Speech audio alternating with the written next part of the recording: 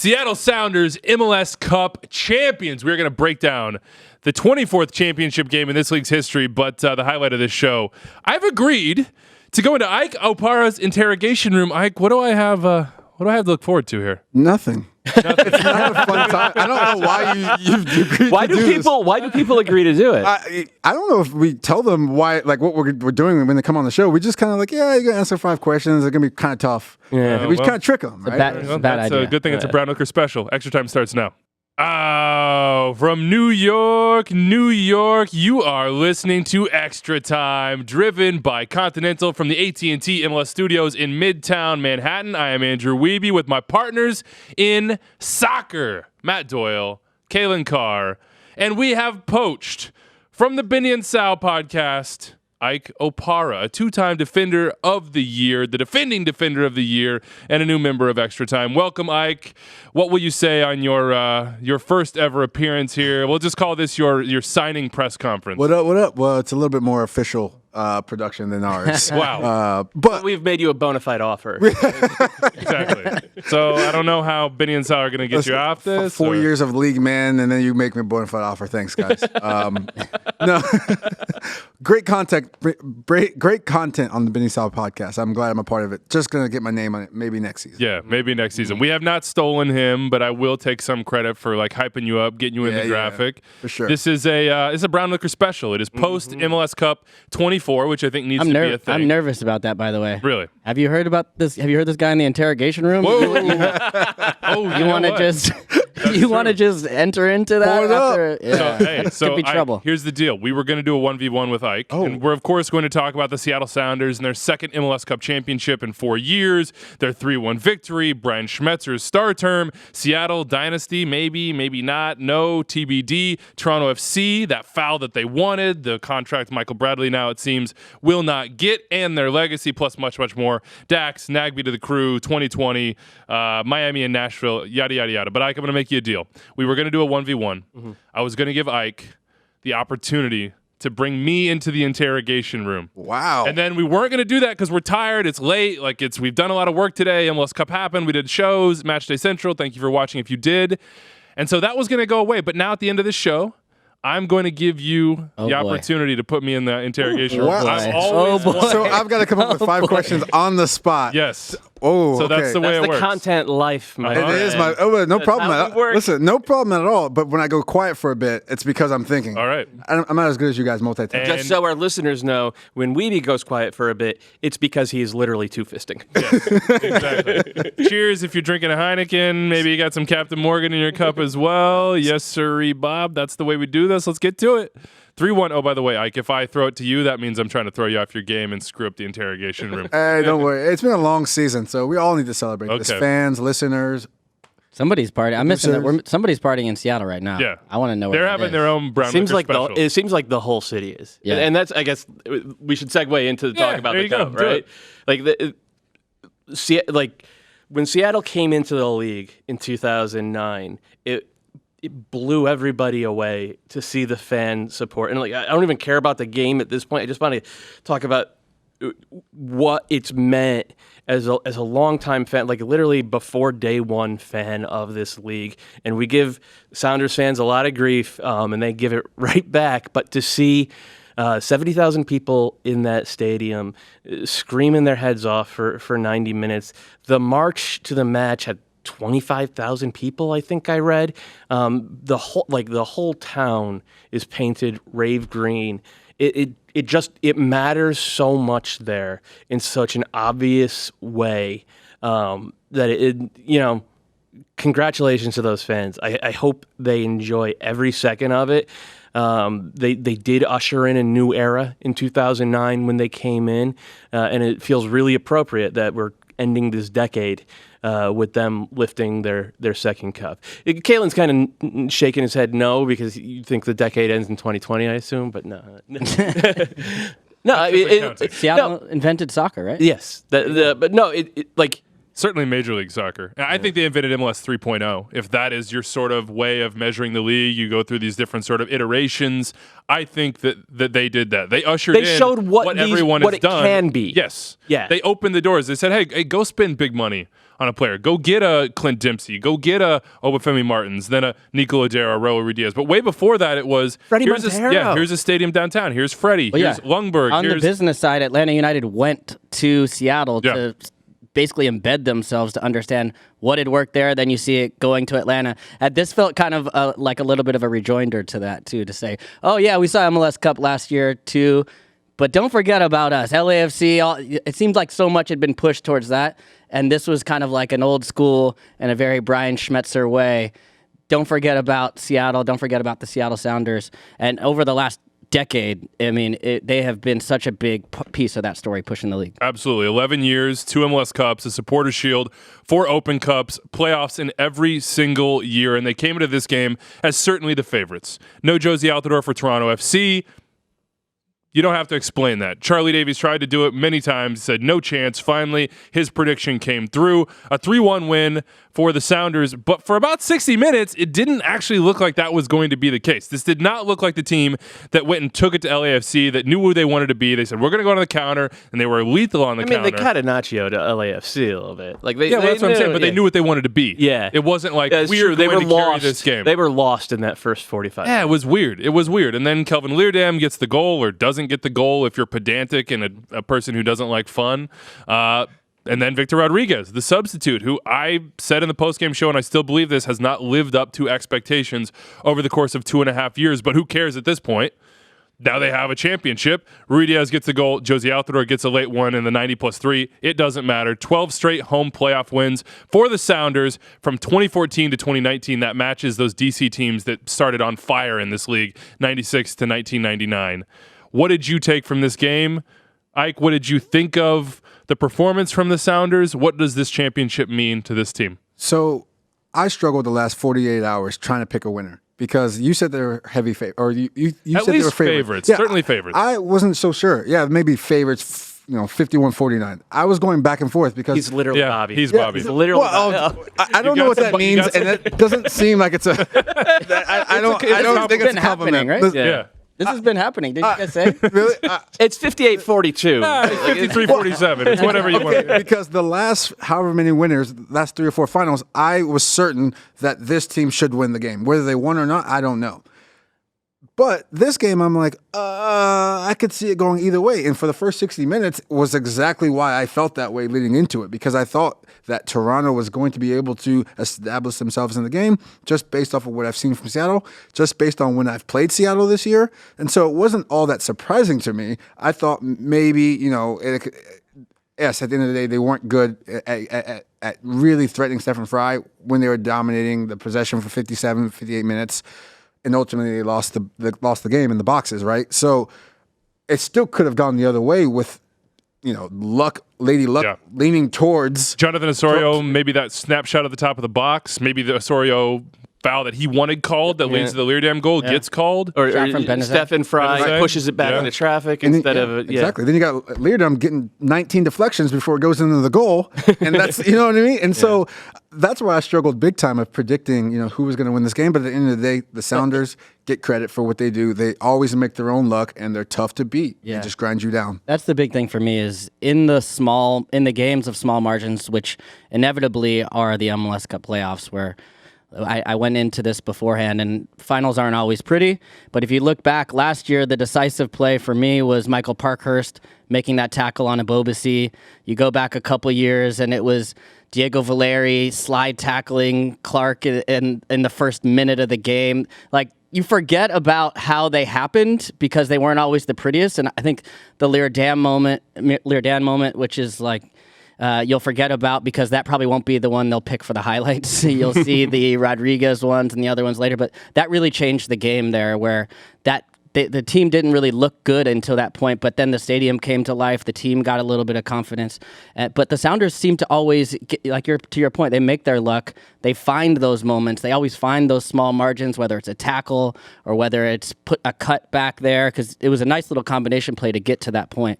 But they are so disciplined, so alert, and they're ready for that moment. Even at the final goal there, where Rui Diaz, yes, Mavinga's injured basically, or not himself at that point, but to be able to get over on the other side of that play, that's what the Sounders have been doing all season long and over the last several I just want to tell the people that aren't watching this, that are listening, and of course we're on YouTube and you can listen anywhere you get your podcast, that Ike Opara has a screen protector on his phone.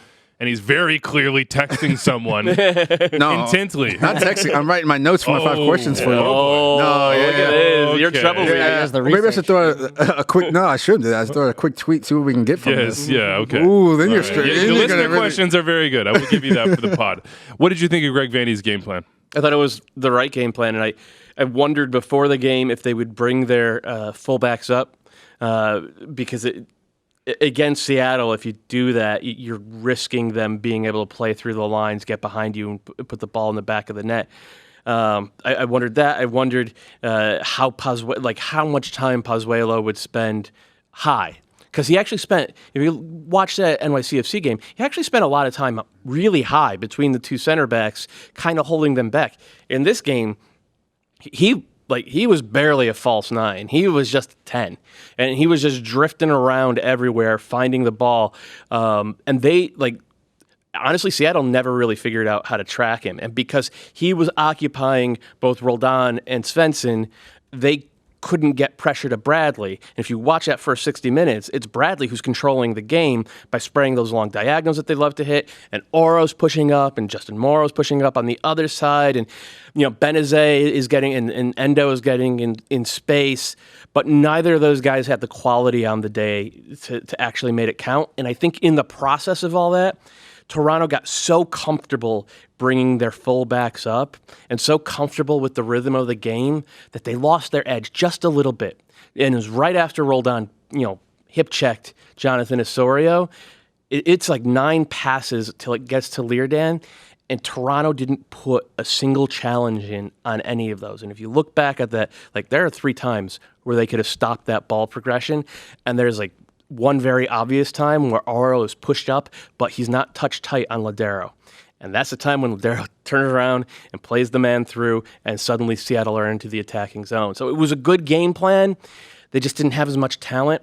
And when you don't have as much talent, those little margins become too big to overcome. Yeah, you got to be perfect. Josie Altidore did play in this match. He was in the 18.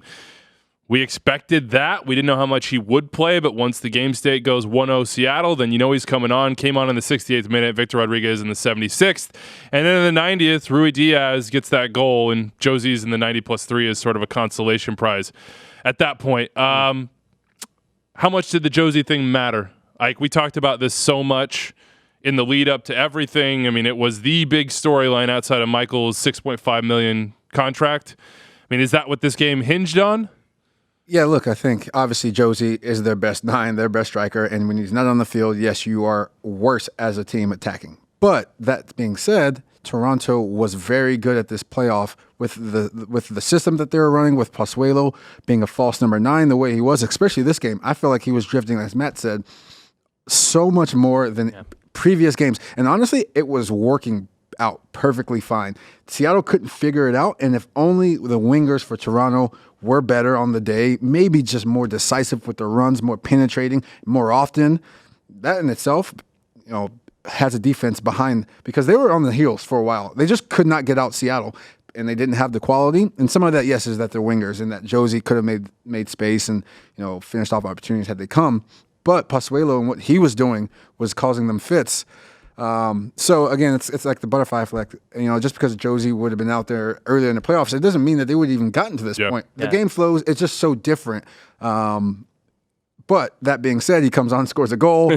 If he was able to, be available for this game and go 90, I would have felt even better about when I chose Toronto last second. But it is what it is. And in Seattle, I mean, for me, I thought it was a non-story all week. I'm like, a guy probably hasn't done anything. He maybe has jogged. He's going from 0 to just now going out to running with a quad. And so I lost the bet, and now I'm.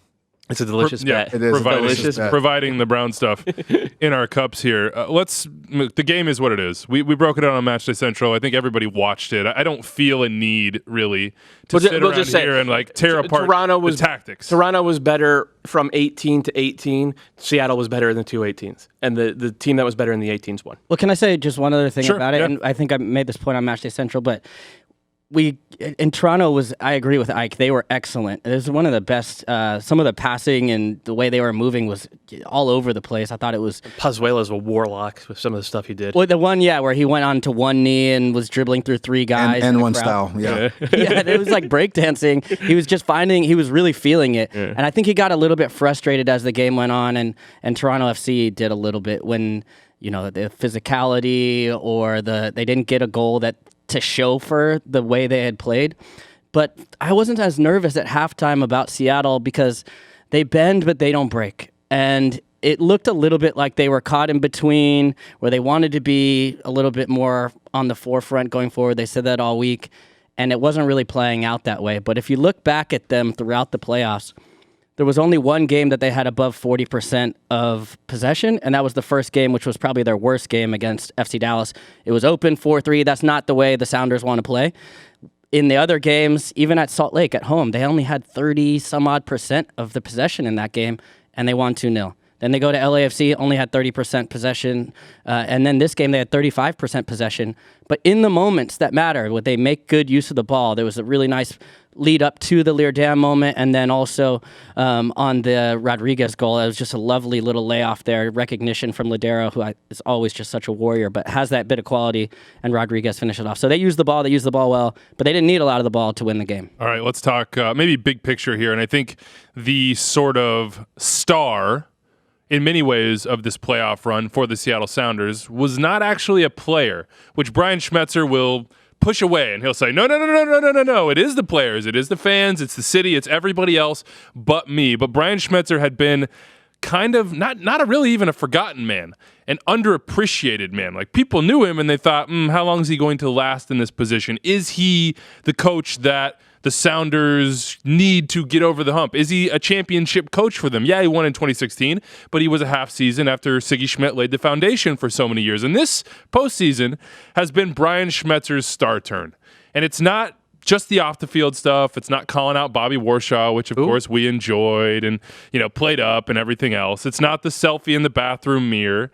It's the results, and it's the edge that he is starting to show, and it's the recognition that everybody has to have based on these championships that he might be in a different echelon than we thought. And there are only 5 coaches in MLS history that have won multiple MLS Cups. Bruce Arena is the undisputed king. He's got a handful of these things. He's got 5, DC and the LA Galaxy. Dom Kinnear, you know him well, Calen. We hear his stories on the show all the time. He's got 2. Siggy Schmidt has 2 with Crew and LA. Frank Yallop has 2. Now Brian Schmetzer has 2. Where does Brian Schmetzer stand in the echelon of MLS coaches? Why did we dismiss him, and were we right to do so? And what does Brian Schmetzer's future look like? What can he build his career into? Because he's a guy that didn't just win in MLS. He won with the Sounders in USL. He has championships as a coach before these 2 in 2016 and 2019. Doyle tried to take us back a level to see Brian Schmetzer in a different way than maybe we have over the last 4 years. My opinion on Brian Schmetzer hasn't changed one iota after this game. I think his strength as a coach is that he doesn't screw it up. He takes his best players and he puts them in their best positions week after week after week, and that builds chemistry and trust and cohesion. And it builds the type of team approach where you can get drilled for an hour in MLS Cup and be like, and then as soon as you have a moment, you make the most of that moment and you get the win. Like that, if you are coaching a team that has superior talent almost every game, which is what Seattle have, then 90% of the time, 95% of the time, the right choice is to just make it a very basic game plan and get out of the way. And Schmetzer is really good at that, and I think he's got to be very good in the locker room in certain ways because there are a lot of egos in that locker room. There always have been. There are a lot of guys coming from different parts of the world with different expectations, and that's something that every MLS coach that we've had on this show has talked about being a challenge, and he seems to handle that with flying colors. So I thought that his game plan in this, it was fine. It wasn't any, I thought, I won't even say, it's weird that you would let Michael Bradley dictate the game in MLS Cup. It's freaking weird, especially because you've played him twice in MLS Cup, and in 2017, they got killed because they let Bradley hit 1 million passes. They let him do it again. If Endo or Benezet had a better game, then I would have been sitting here going, what did Brian Schmetzer do? Why did he not do that? But he didn't have to because he had better talent, and getting out of the way is often the right thing. He does have a lot of talent, I'll say that, on his team, and that obviously helps.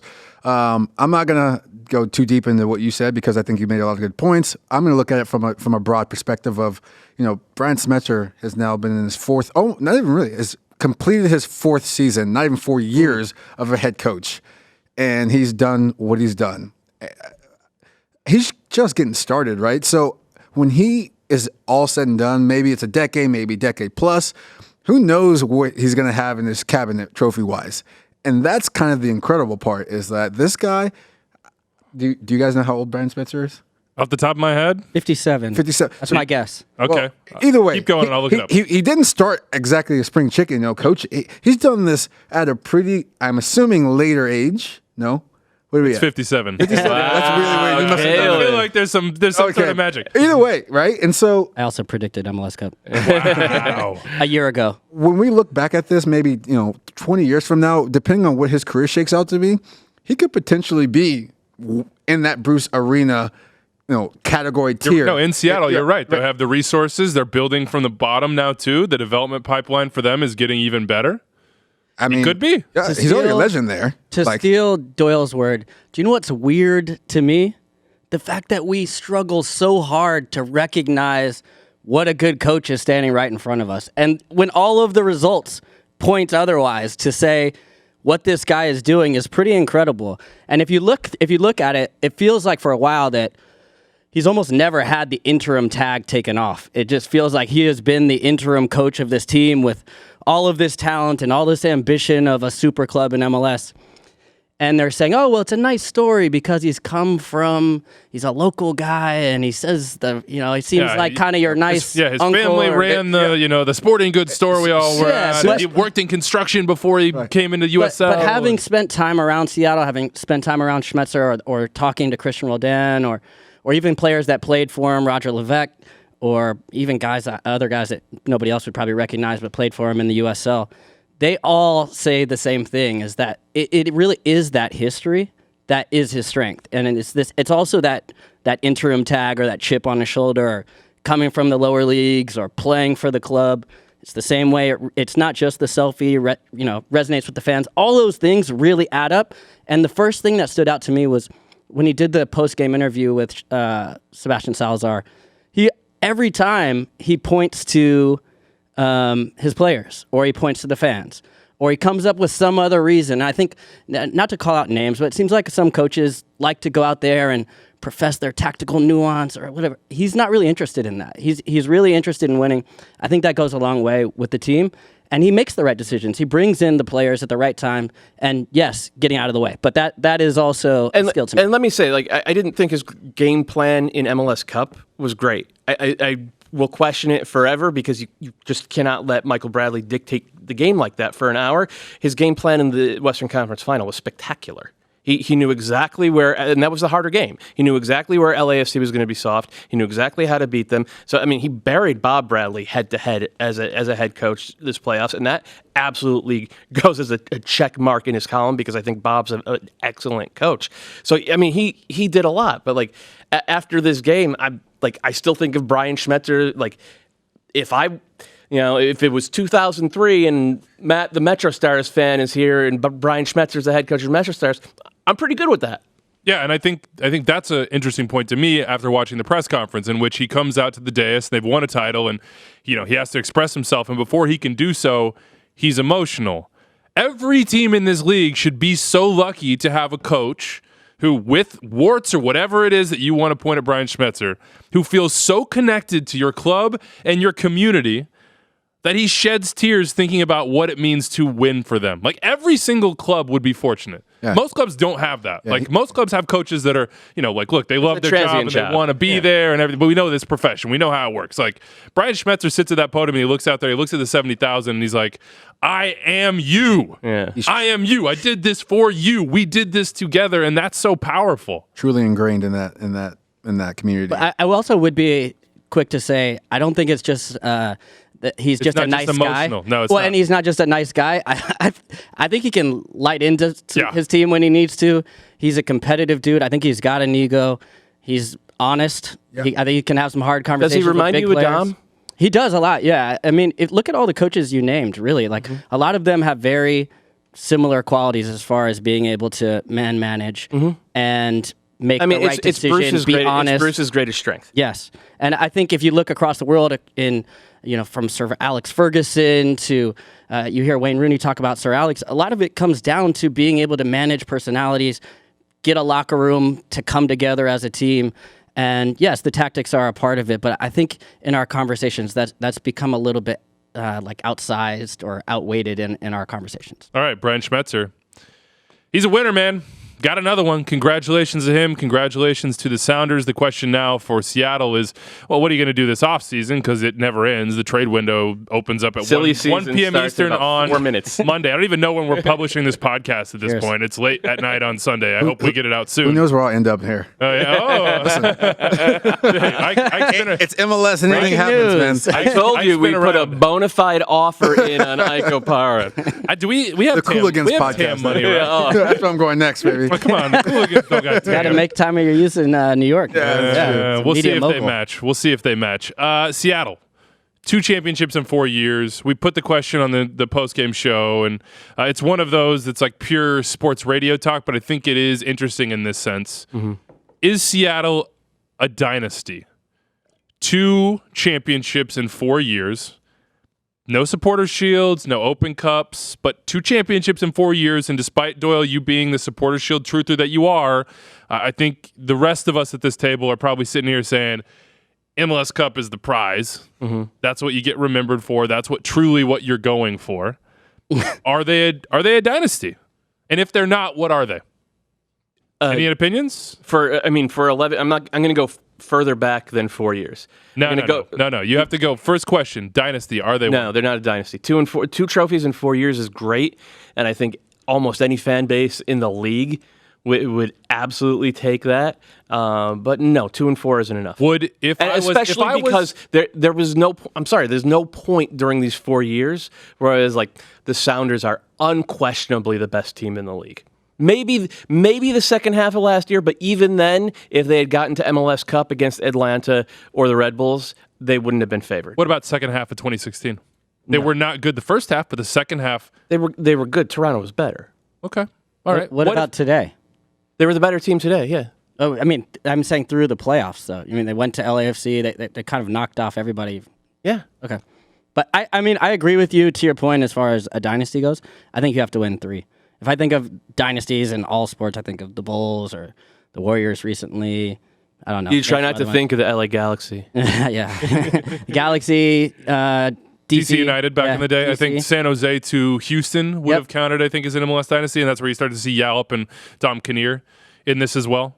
It's almost more...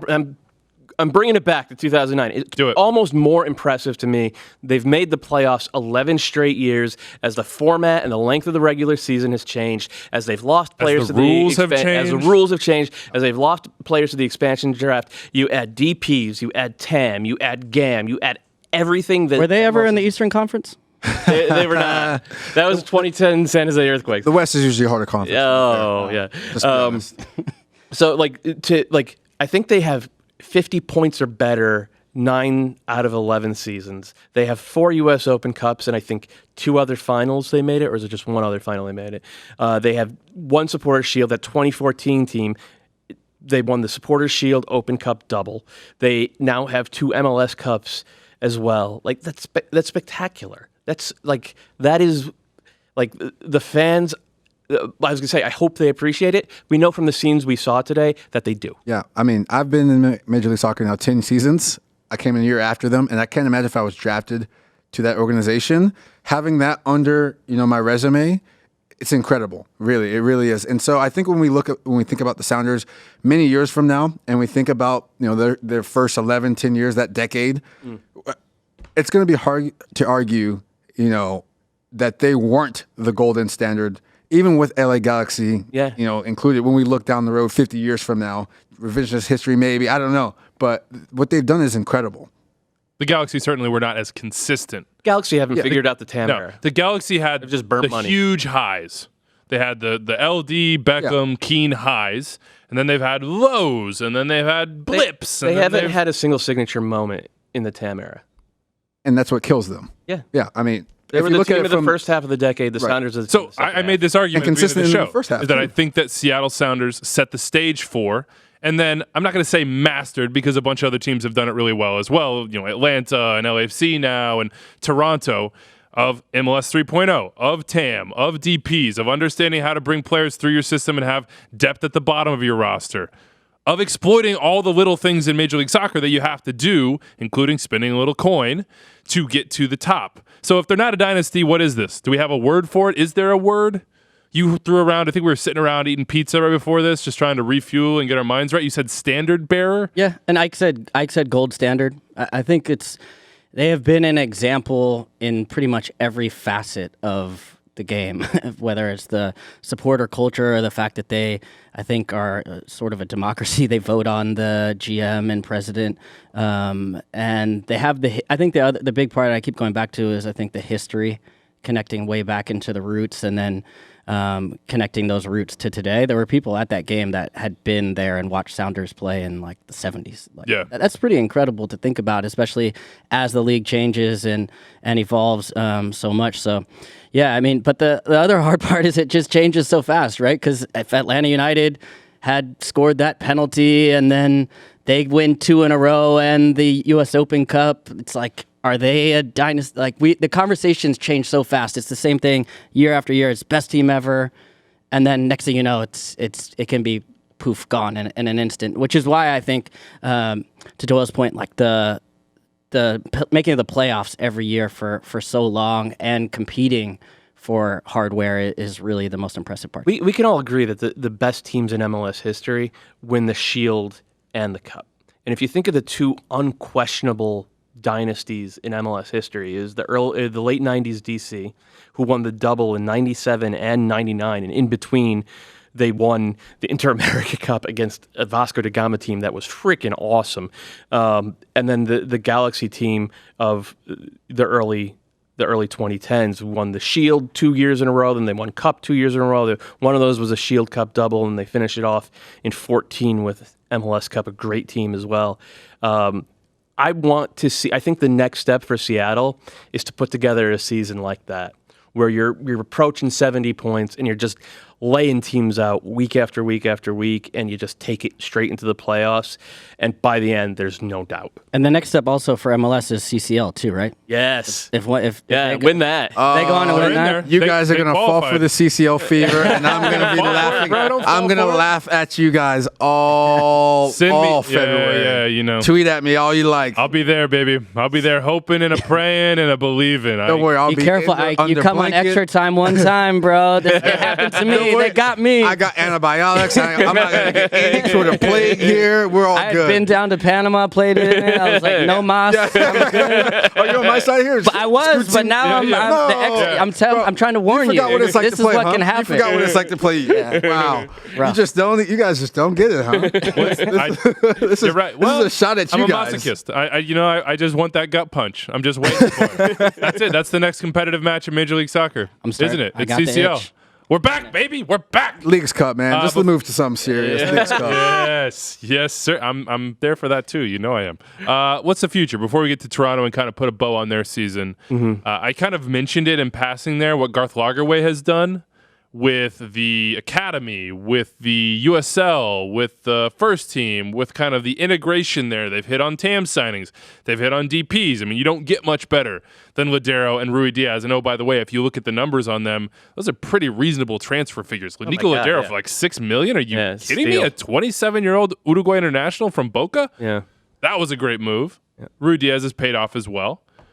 Arriaga looks pretty good. Yep. So what next? There is going to be turnover.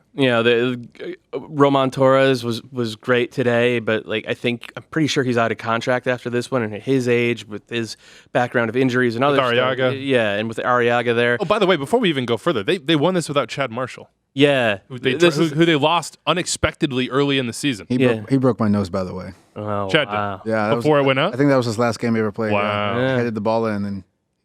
Got the big man's nose or head. Should have worn the mask on the show. I'm sending my medical bill. Must have known you were coming for Defender of the Year, man. Couldn't slow me down. But it's interesting. Well, this is a really good point. So they lost Chad Marshall. They lost Ozzy Alonso at the end of last year. That's the best center back and the best defensive midfielder in MLS history, in my opinion. And in what should be everyone's opinions, though. You got a couple years, like you could maybe make up some I'm going to get there. I'm trying, man. And to do that and come to this point and win another trophy, any of these trophies would have been wildly impressive. To do this one, which is the one that I think most teams would prefer, hats off to Schmetzer and the guys who played and Garth Lagerwey and all of that. That said, there are going to be some changes. I think I wouldn't be surprised if Roman Torres is gone. They brought that guy in, Sacchini, the Argentinian kid. Haven't seen him. Haven't seen much of him, but they brought him in for a reason.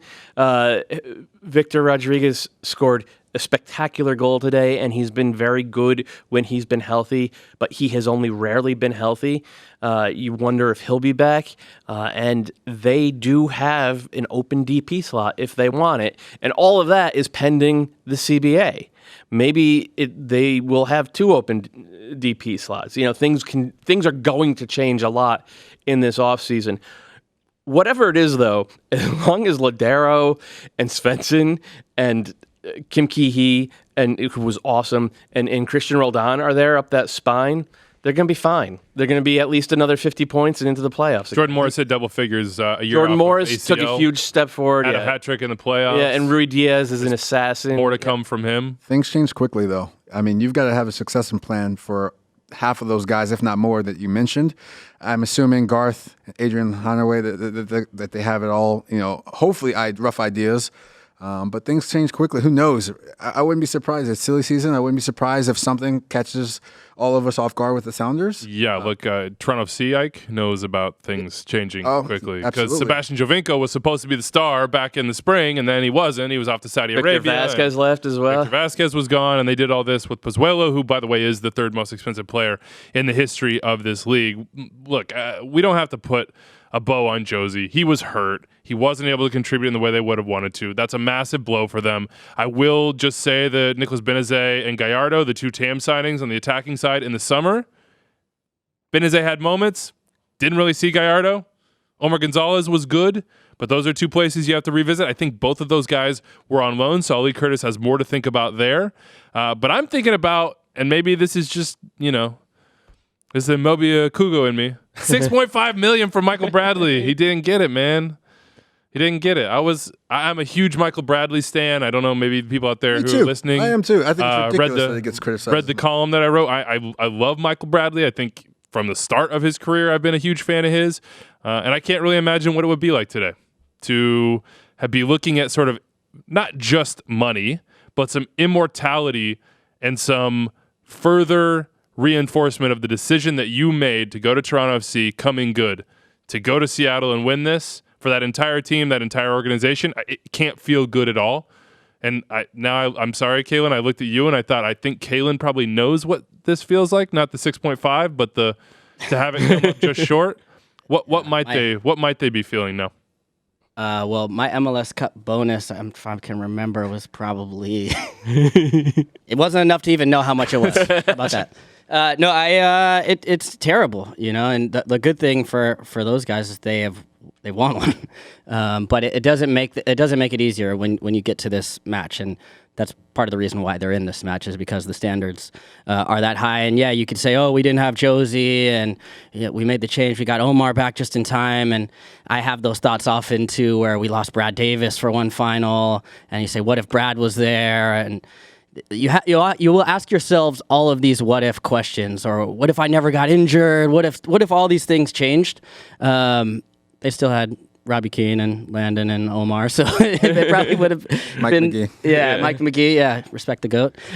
But yeah, I think it's going to be tough. But it sounds like Michael wants to come. Speaking to him, it sounds like he wants to come back.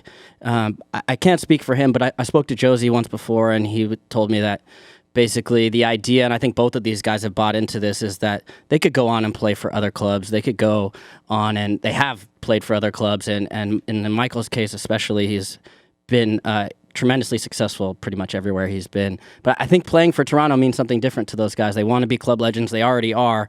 But to continue to build that legacy, I think this was a step as a part of that. But I think there's still more work to do for those guys. It's kind of sad, and I'm thinking about legacy, and we're talking about the Sounders and what ifs, and Toronto FC's what ifs are probably more painful. Dominate the game in 16, PKs, you lose. Win in 17, best team of all time, treble, and you have like kind of your vista is we are going to take this on, and we're going to be the best team in MLS for the next 3 years. We have Jovinko, we have Josie, we have Michael, we have Bezpachenko, we have this just kind of rising tide. And then you get to the CCL final. You go to Guadalajara. You play so well. You El Volcan and Azteca, and you make history. And then PKs kills you again, and then you lose this game. I mean, that's one win. I mean, Canadian Championship this year as well. They've won others, but they won't be back in CCL. That's one title of the 4 that you were just on the brink of, just so close that you had at your fingertips. But think about where they were when Bradley, Yeah. when Josie, when they all 2013, came. 2014, yeah. Even before then. Oh, my 2012, Lord. Danny Koverman's called it the worst club in the world. You know and he what I mean? played for him. Exactly. You know what I mean? Like, I'm always going to be pro player, especially while I'm a player. I know that they don't think like this because great players don't think, we've done like. But if they take a step back many years from now and they look at the big picture, what they've done is incredible. They've made Toronto meaningful. They've made that organization mean something with this league from where they were. I mean, they built that thing from the ground up. Ali Curtis is mentioning we don't rebuild here. Think about that. Like they were rebuilding every single year until they got there. Twice a year. They weren't rebuilding. They were just building. Right. They were Well, just fair. Yeah, they were like Cameron nails, and then the whole thing was collapsing after about 5 minutes. Yeah, and I know they've lost some big finals, but the fact that they've been in these positions and what they hopefully get Toronto when they're long gone, and what they stand for, they might be the next Brian Schmetzer of Toronto FC, and that is an accomplishment in itself, regardless of today's result. I absolutely agree with that, and like to bring it back to how you started this little segment, this little discussion, Wiebe. Michael Bradley is a divisive player who gets a lot of criticism here in the United States. Michael Bradley and Josie Altidore are beloved in Toronto, and I expect they'll both be back. Michael Bradley hasn't spoken much about his contract at all, but he did say, I think it was on Sportsnet. I think it was The Athletic. Was it Joshua The Athletic? Cook, had a good 1v1 that with he's him. Yeah. he's willing to come and have discussions about coming back on a TAM contract. If he does, which if I was Toronto, I would absolutely do. If he does that, that opens up another DP slot for Toronto, and they go ham. So it's like this story, just like for Brian Schmetzer and Nico Ladero and Reed Diaz and Morris and all on down the list in Seattle, their story isn't completely written yet. It's not completely written yet for this Toronto group either. I suspect they're actually going to be a better team next year than they were this year. And by the way, this year they made MLS Cup. Like, that's pretty good. They got some other pieces. I'd like to see Richie Larea be a full-time Best starter. player in CONCACAF. Yeah, you see him as a full-time. Whoa. But I mean, there's so much more for him still ahead. And after the way Alphonso Davies buried Jadon Sancho yesterday, and now Richie Larea at the other fullback, like, everybody's helpless against Canada. Wow. Oh, by the way, we are going to talk. We have now talked about the U.S. national team's roster. Canada For till I that die. match, we have willfully avoided Matt has that. defected, yeah. But Thursday, we will dive into Universal a full healthcare and preview winning soccer. of U.S. Canada. Actually, I love the I think actually the point that you make about Richie Larea is a good one, which is no offense to Orlando, but I guess implication will be that there is offense. Richie Larea was rotting in Orlando. He played like 500. He was rotting. 500 minutes It was literally in 4 a years. bump on a log. And he goes to Toronto. And to me, the sign of great clubs in this league, obviously you have to do all the other stuff, sign the right players, everything else, is that when you get assets that maybe were not valued at other places, that you find a way to make them have real value. To me, that's the sign of a great club and a great coaching culture. staff and a great staff and a great group of players. So that's if you're a Toronto FC fan and you're looking at that and you're looking at some of these other guys that have developed, you have to be excited about that. And you have to say, hey, look, we have the right pinnings. The foundation is right. And we have the stars. And we spend the money. And we have the fans. And we have the relevance in market. We are going to be this And the type of coach. club Let's shout out for a Greg long Vanny. time. Let's shout out. That was Greg implied. Vanny. I'm Yeah, sorry yeah. if I didn't make that clear. Yeah, no, that's all right. Hey, Go ahead. You know, Yeah, the good talk. Heineken's gone. All right. The Brown Liquor's moving on for me. Any final thoughts on these? Seattle Sounders? Congrats on a good season. You know what I mean? Like that's Wow, this season is hard. really effusive. No, yeah. Hey, this season's hard. You know, it really is. You put in a lot of time, effort, and the fact that you get to this point, and Toronto's not going to feel any better just because they got here and lost. But in Seattle, obviously, you should be on cloud nine, celebrating. Should wake up, have no idea where they are in the morning, kind of feel. But you know, it really is impressive, especially these two franchises and what they've done, what they stood for. You know, kudos to them. Could you put to words like what they stand for? So there's an expectation at both of these clubs to win, and anything less than that is nothing. Okay, so I hear that so often, and so I want to make you like dig down in there because I know it was at Sporting KC like that, and you're trying to get there at Minnesota, and you had that maybe with the Goonies. I don't know. What does that actually mean in a day-to-day sense? I walk in the front door of my training facility. I walk in for a game. I show up to preseason. What does that mean? I mean, it's always like the cliche, be the best you can be today, but you have to live, breathe, eat, sleep, all of these things. Trust me, there are sadly a lot of clubs who don't view it that way. There are a lot of clubs that just want to get to the playoffs and then see what happens. There are a lot of clubs that, we might fight for a trophy and that's a good season. These clubs want to win every single thing in front of them and they plan for it every single minute of the day, and you see it from the day-to-day, the training, to the admin, to the front office, to the fan base. It's all ingrained from top to bottom, and they represent what MLS should be. And don't get me wrong, there are a lot of franchises similar to them, but there are still a lot lagging behind that. And you all know who they probably are from the outside looking in. Yeah. I'll end with this quote, and then we'll kind of finish off, and I'm getting in a good place for my interrogation here. This is from Adrian Hanauer, who has been in Seattle for a long time and seen a lot of different things. Quote, our goal as an organization is to win MLS Cups. That speaks to what you said, Ike.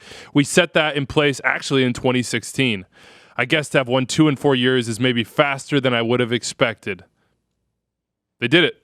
They set the expectation. It wasn't about shields. It wasn't about open cups. They'd won those things. It's not just about getting to the playoffs and Yes. giving yourself a chance, but it's about building a team that could get it done on the final game of the season. It's about Kelvin Leardam. It's about Brad Fry. Smith. It's about Stefan Fry. It's about Kim Ki-hee. It's about Gustav Svensson. I mean, I'm listing a lot of TAM players that they hit and got right, and that's not a universal thing in this league. So we'll finish it here. Congratulations to the Seattle Sounders, the 24th champion in the history of Major League Soccer MLS Cup winners this season and in 2016.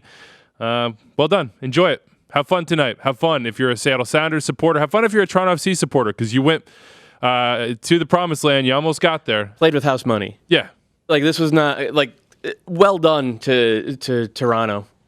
They'll be back next year. Yeah. And everybody else? Should be back. Yeah. Everybody else, better luck next year as well. Okay.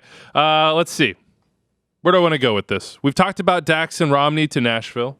Have we really talked about Darlington Nagbe to the Crew? Because the trade window, as I teased, opens on Monday at 1 p.m. Eastern, then closes on Wednesday at 8 p.m. Eastern. And then you'll start to see protected lists come out. And then we'll have the expansion draft, I believe, the next Tuesday. Mm-hmm. So it doesn't stop. Like, oh, MLS Cup is here. Everybody can take a break. Put your head down and rest. No. It's popping. Do we have thoughts on Nagby to the crew? Is that unexpected? Is that expected? I mean, it is expected. Very Come on, expected. everybody. Very expected. Everybody knew that was coming. From Ohio, Caleb Porter, yeah. How does that hurt Atlanta? And what happens to Atlanta? Because now Julian Gressel's making a stink. He wants Tam. He says, I don't call that making a stink from Julian Gressel. Like, Julian Gressel is my framing was demanding wrong. what You're he right. deserves and You're what correct. he has earned. It's weird, like, as Ike was talking about these teams, these fan bases, these cultures that demand winning every day, Atlanta's one of those that has largely done that through 3 years, but they're a club they're about to flip half their roster. Michael Parkhurst is gone.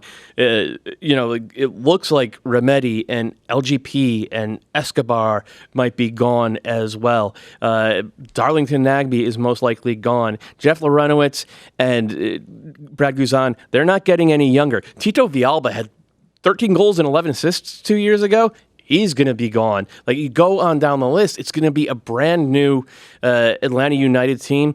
Losing Darlington Nagbe, I guess it's just part of it. As for what it means, they're probably going to be less good in possession. They're gonna he's such a great safety valve, and he progresses the ball with such security that's tough to replace.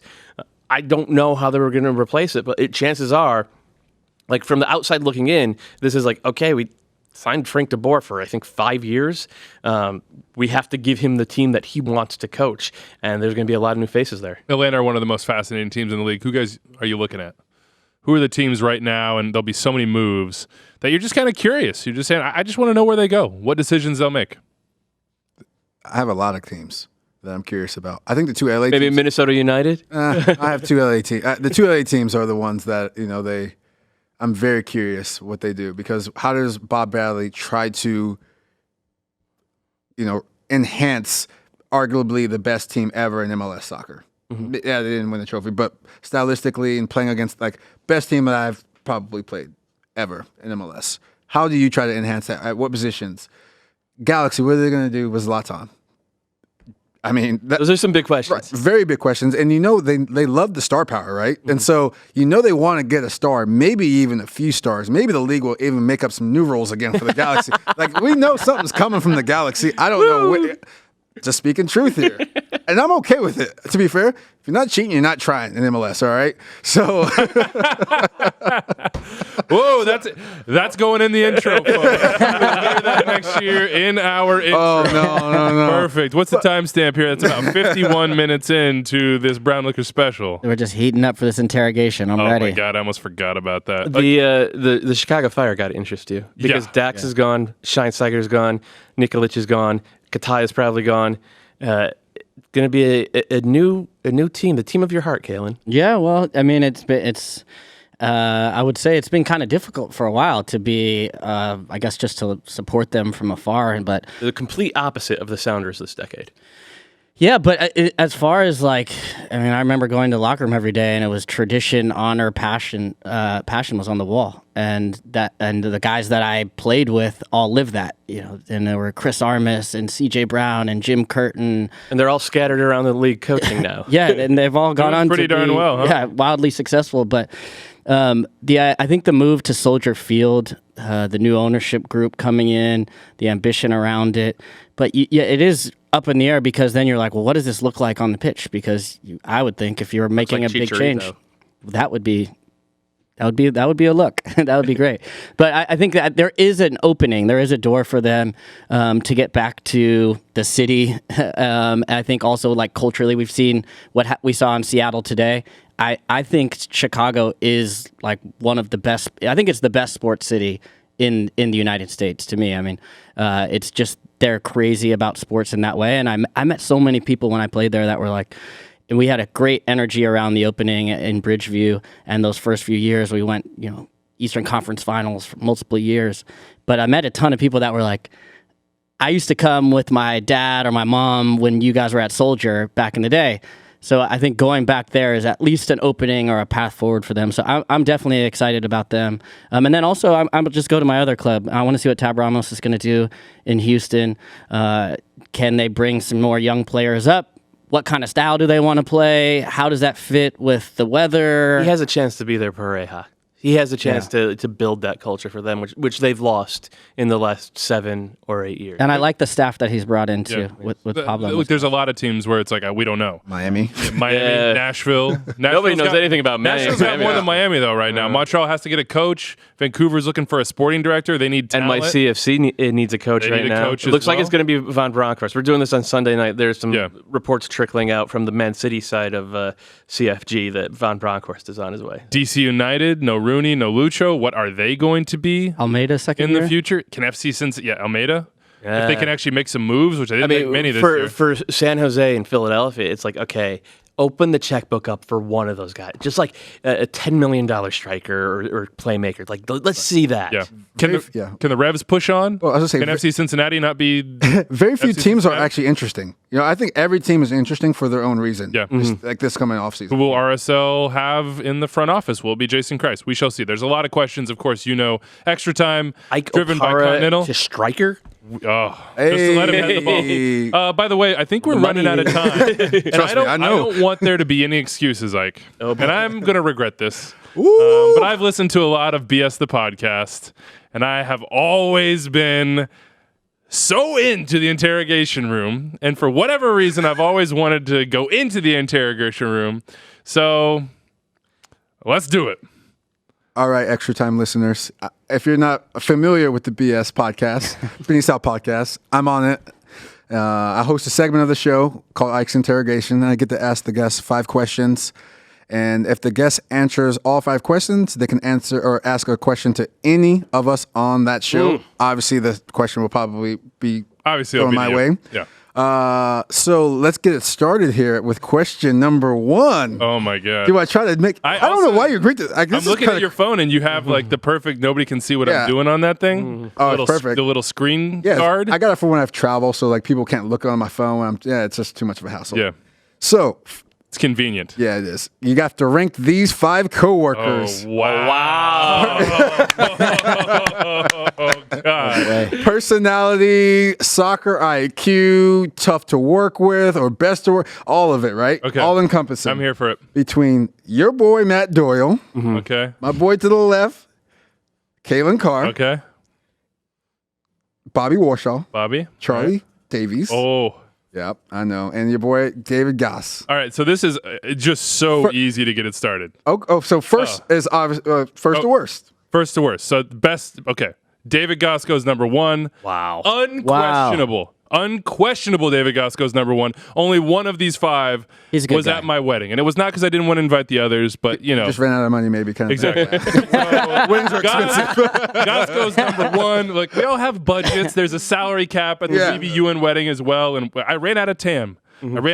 So Goss goes 1. I'm gonna go Calen. Woo! Number 2. Let's go. Number 2 is First Calen. loser. First loser. Take that, Charlie. And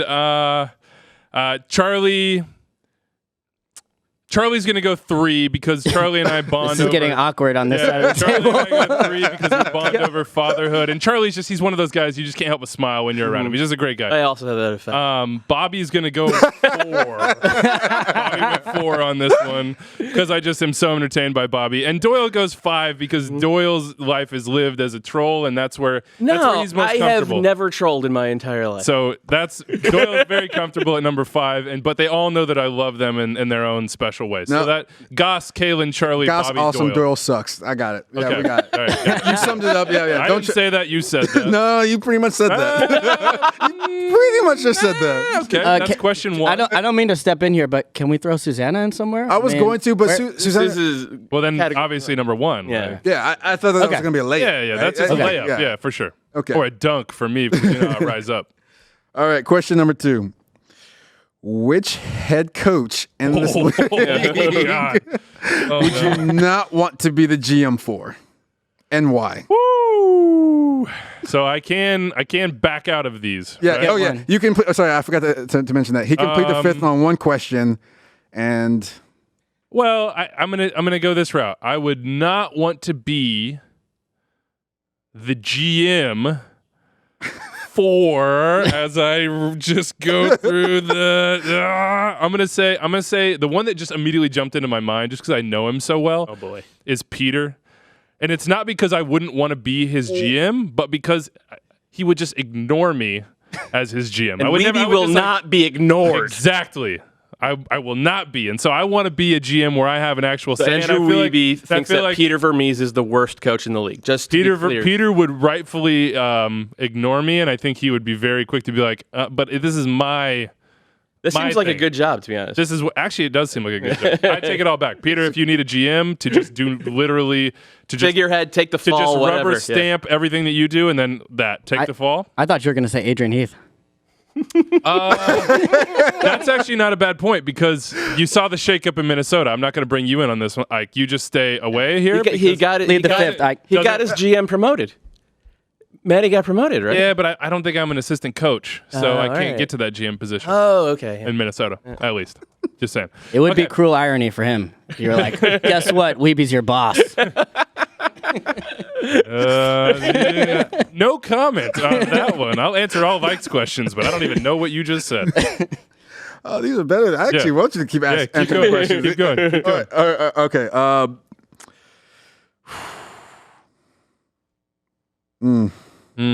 Not much dead air on extra time. That's No. not a good sign. That means he's Yeah. coming No, hard. no. You've been a good sport with the first two questions.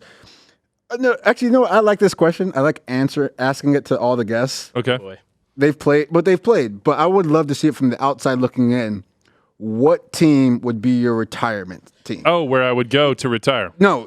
Where you got traded to, I and you're retire like, if I'm I not go going.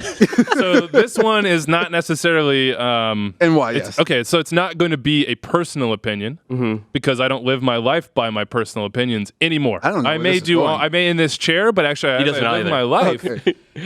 Mindy makes all no. decisions for me. No. yeah. You're not getting out of this. No, So no, my Good, retirement Wiebe. team No. is my retirement team is Kansas City because she refuses to move back to Kansas. So I would just have to retire. Mindy, you gotta get rid of Mindy. I can't. Kansas City is Mindy awesome. Crutch. Listen, I don't get to He use just that finished crutch. saying, talking about the wedding, man. well, yeah, it's just dang it. It's my that's my gonna be the lovely quick- wife that I expect to spend the rest of my life with. Yeah, it's not a city that you go- Orlando.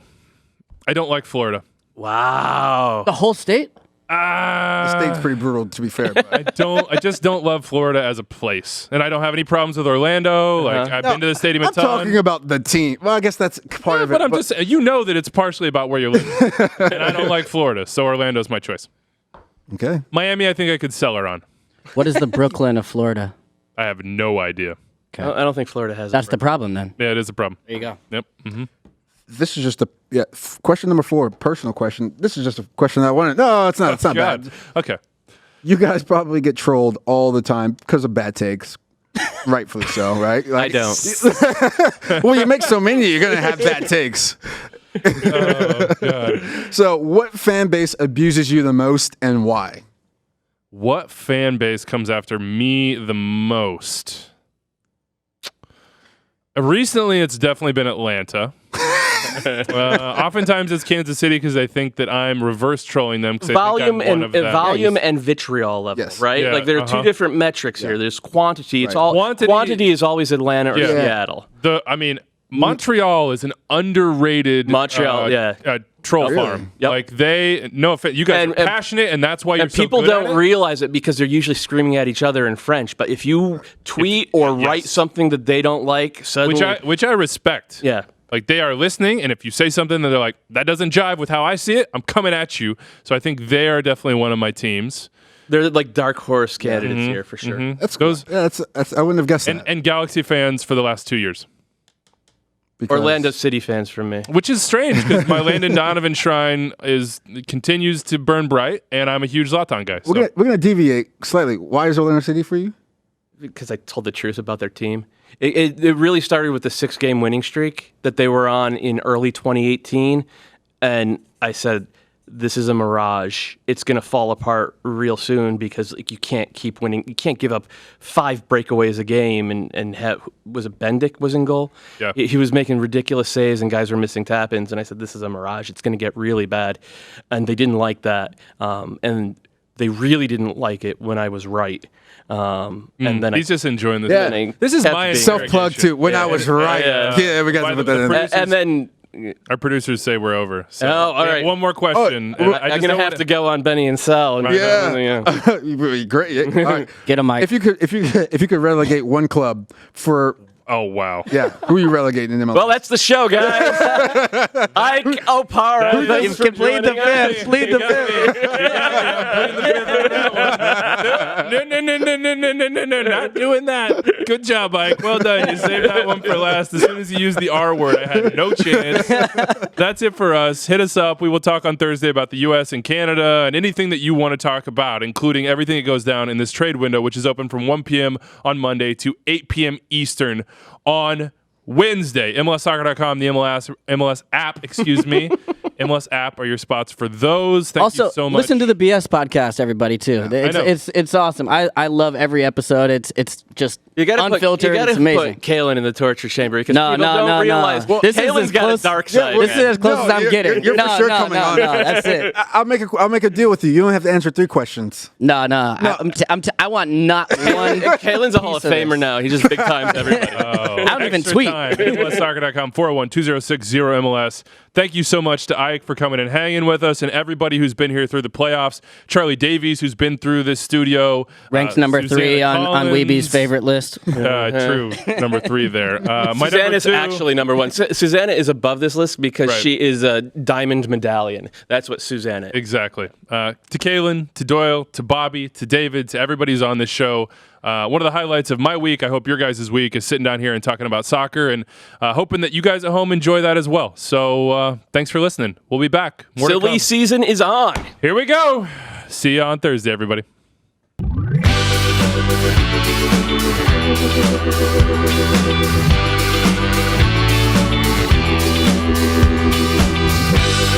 back.